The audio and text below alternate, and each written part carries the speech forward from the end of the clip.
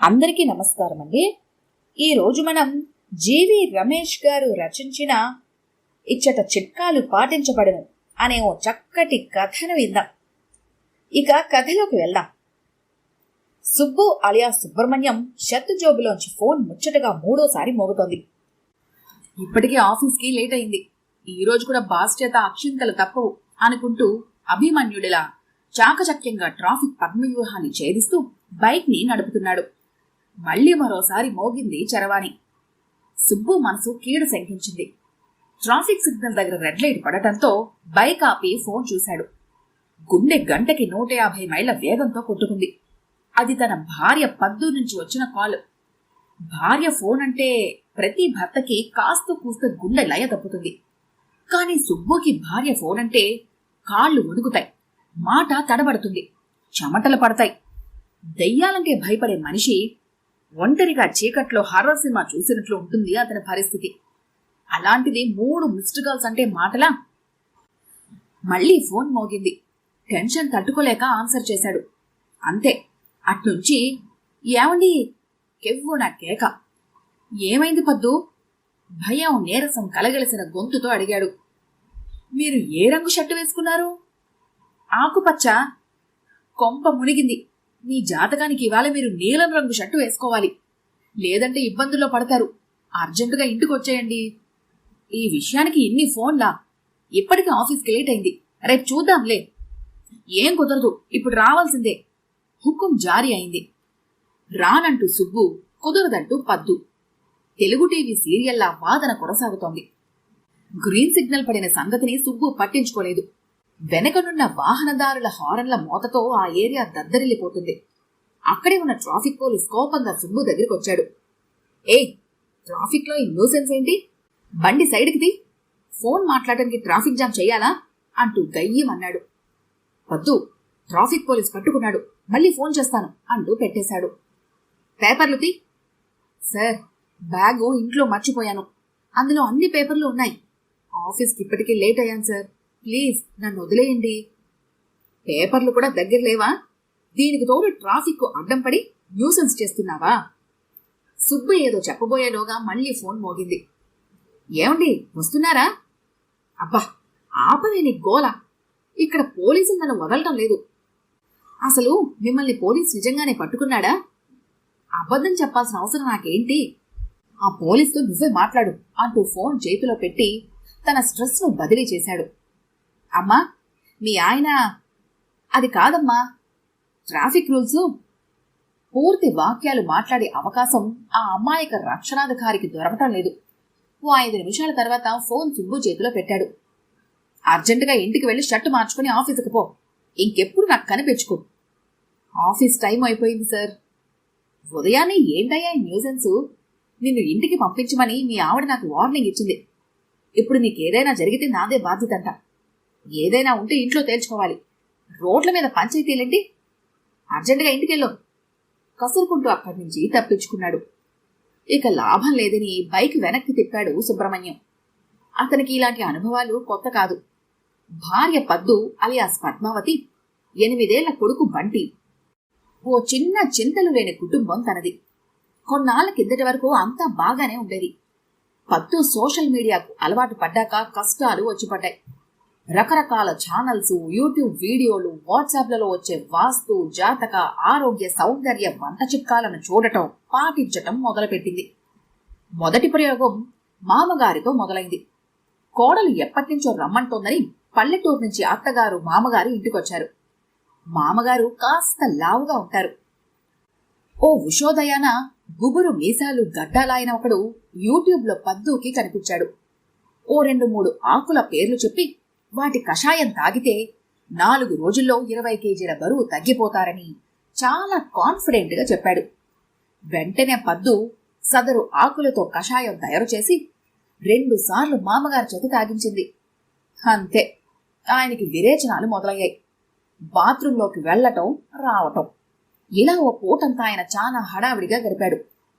ఆయన పరిస్థితి చూసిన తర్వాత అత్తగారికి తన మాంగళ్యం గట్టిదనం మీద సందేహం వచ్చింది. మరో 4 సార్లు ఆయన బాత్రూంకి వెళ్తే పై ప్రాణాలు కింద నుంచి పోవటం ఖాయమని రూఢి అయిపోయింది. ఎండాకాలంలో జలాశయాల్లో నీటిలా ఆయన ముఖంలోని జీవకళ పూర్తిగా ఎండిపోయింది. బతుకుంటే బలుసాకు తిని శేష జీవితాన్ని గడపవచ్చునని అత్తగారు మామగారు పెట్టేవేళ సర్దేసి బయలుదేరారు.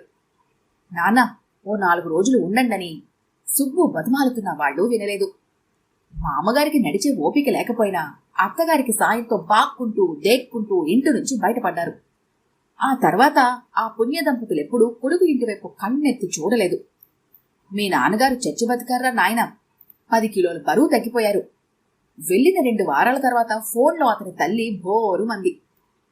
మామయ్య అనవసరంగా భయపడ్డారండి. మరో 4 సార్లు కషాయం తాగుంటే 25 కిలోలు తగ్గేవారు. పద్దు కూడా చాలా కాన్ఫిడెంట్ గా చెప్పింది. ఆ మాటకి సుబ్బుకి చిర్రెత్తుకొచ్చింది. తర్వాత ఆయన ఫోటోకి దండ పడేది. అయినా వాంతులు విరేచనాలతో బరువు తగ్గడమేంటి? చెప్పేవాడికి లేకపోతే వినేవాళ్ళకైనా ఉండక్కర్లేదా బుద్ధి? అయ్యో, ఏమిటండి ఈ మధ్య ఇలా మాట్లాడుతున్నారు? అయినా మిమ్మల్ని అనుకునే లాభం, మీ జాతకం అలా ఉంది.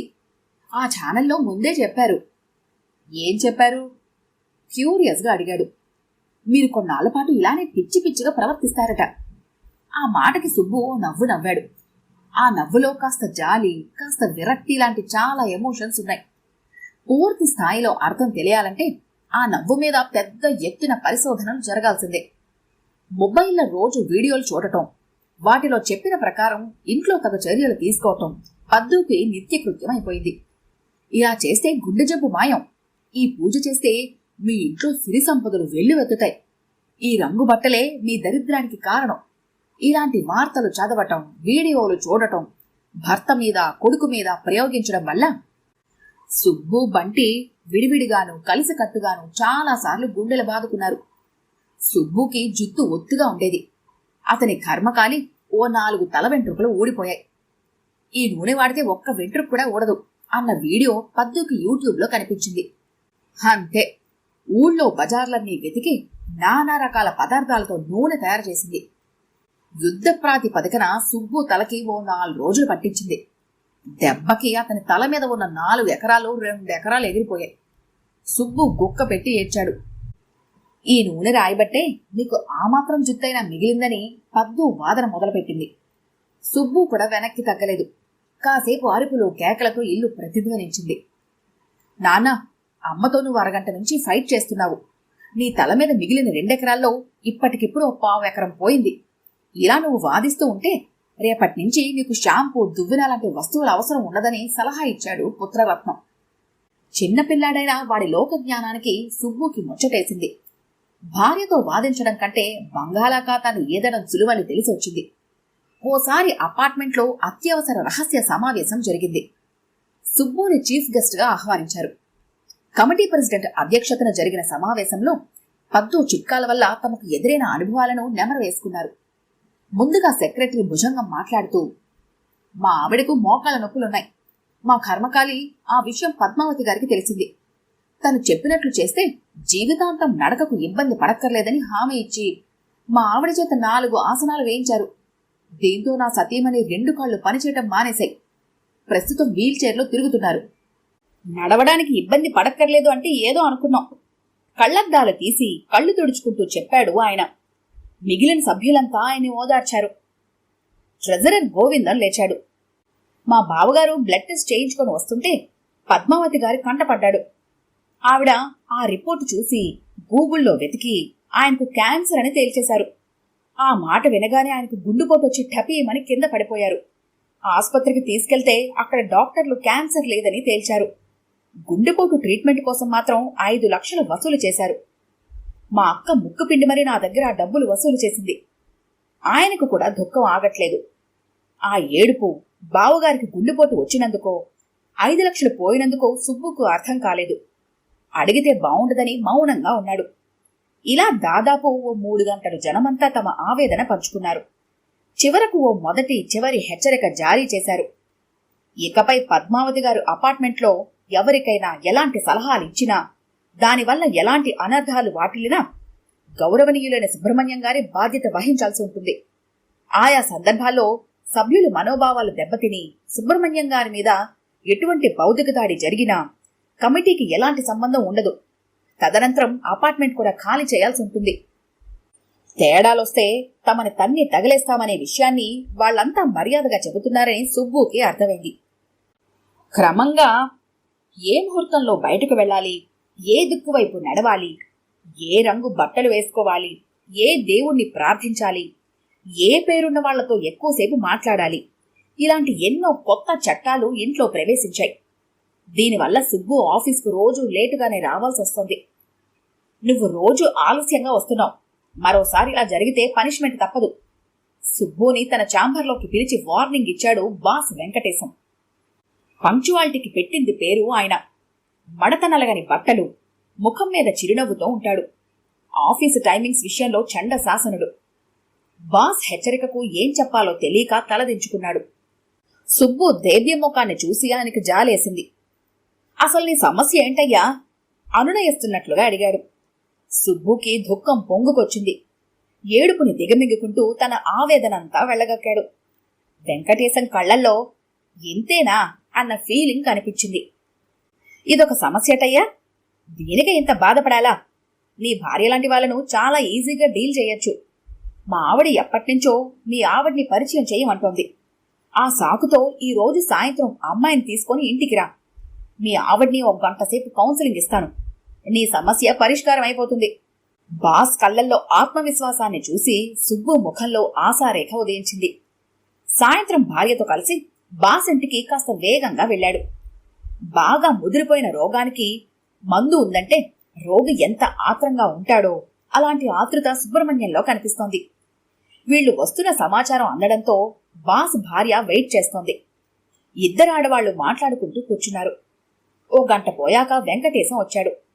అర్జెంటు పని వల్ల ఆలస్యమైందంటూ సంజాయిషి ఇచ్చుకున్నాడు. పిచ్చాపాటి అయిపోయిన తర్వాత ఆయన గొంతు సవరించుకున్నాడు. బాస్ ఓ సుదీర్ఘ ఉపన్యాసానికి సిద్ధమయ్యాడని సుబ్బుకి అర్థమైంది. ఏం జరగబోతుందనే కుతూహలం మొదలైంది. చూడమ్మా, ఈ వాస్తు జాతకాలు లాంటివన్నీ మూఢనమ్మకాలు. వీటి వల్ల సంసారాలు సర్వనాశనం అయిపోతాయి. ఉపోద్ఘాతం మొదలుపెట్టాడు. ఈలోగా ఆయన భార్య చేతిలో కాఫీతో వంటింట్లోంచి వచ్చింది. ఏమండి, పద్మావతికి చాలా విషయాలు తెలుసండి. మనింట్లో సమస్యలన్నింటికీ కారణాలు, పరిష్కారాలు చిటికలో చెప్పేసింది. ఇంటి ద్వారం ఇటు మూసేసి అటు పెడితే మనకి బాగా కలిసొస్తుందంట. ఇంకా చాలా మార్పులు చెప్పిందండి. ఆవిడ వాక్ ప్రవాహం కొనసాగుతోంది. వెంకటేశానికి భార్యను ఎలా ఆపాలో అర్థం కాలేదు. అనుకున్నదొకటి అయినదొకటి. బోల్తా కొట్టిందిలే బుల్బుల్ పిట్ట అనే పాట సుబ్బుకి సడన్ గా గుర్తొచ్చింది. మీరు రావటం లేట్ అయింది కదా, మేం చాలా విషయాలు మాట్లాడుకున్నాం. ఏం మాట్లాడుకున్నారు? అసహనంగా అడిగాడు బాసు. మీరు నిద్రలో కలవరిస్తుంటారంట కదా, మీ మీద ఎవరు చేతబడి చేస్తున్నారంట. నీకేం మతిపోయిందా? ఏమిటా పిచ్చివాగుడు? ఇదిగోనమ్మా, ఇలా గంగ వెర్రిలెత్తిపోతూ ఉంటారు. బాస్ భార్య పక్కనే ఉన్న పద్మకి కంప్లైంట్ చేసింది. నేను చెప్పిన స్తోత్రాన్ని రోజు సార్ చేత చదివించండి మేడం. అప్పటికి తగ్గకపోతే వేరే మార్గాలు వెతుకుదాం. సారు మామూలు మనిషి అయిపోతారు. వెంకటేశం ఇద్దరి వైపు అయోమయంగా చూస్తున్నాడు. అన్నట్లు నీకు పైల్స్ ప్రాబ్లం ఉంది కదా, దానికి ఓ చిట్కా చెప్పింది పద్మ. నా పైల్స్ గురించి కూడా చెప్పావా? ఇలాంటివి ఎవరైనా పరాయి వాళ్ళ దగ్గర చెప్పుకుంటారటే? అతని గొంతులో ఆగ్రహం ధ్వనిస్తోంది.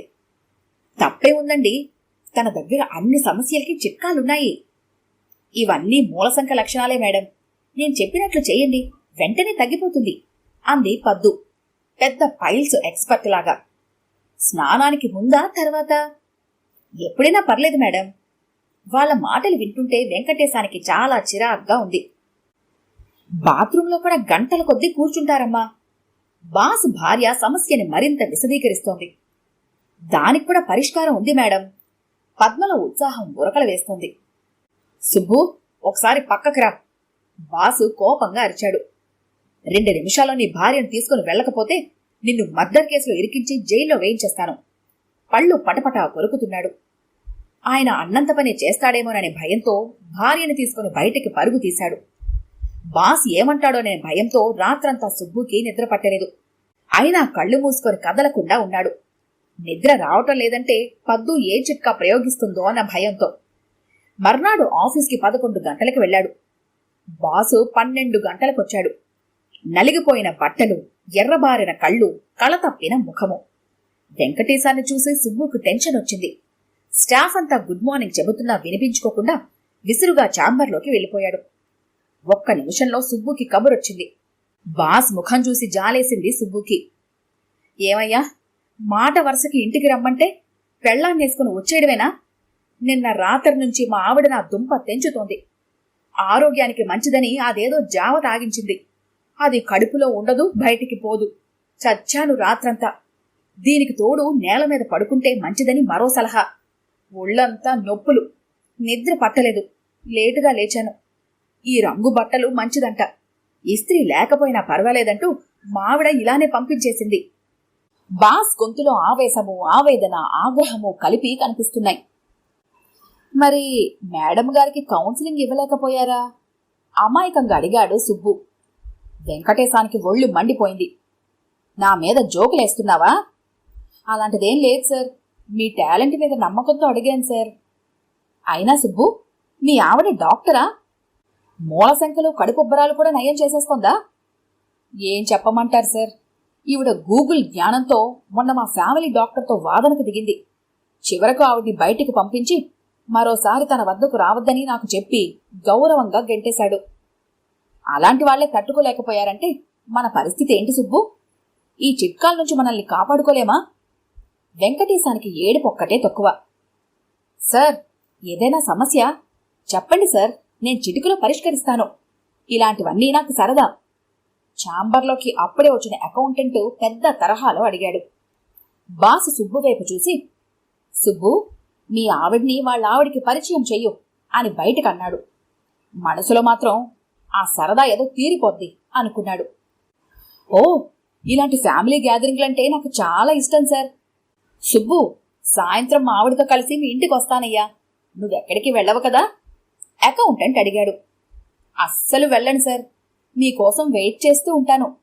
వెయిట్ చేస్తూ అన్న పదాన్ని గట్టిగా నొక్కి చెబుతూ నవ్వాడు సుబ్బు. ఆ నవ్వులోని శాడిజం బాస్కి మాత్రమే అర్థమైంది. ఈ కథ కనుక మీకు నచ్చినట్లయితే లైక్ చేయండి, షేర్ చేయండి.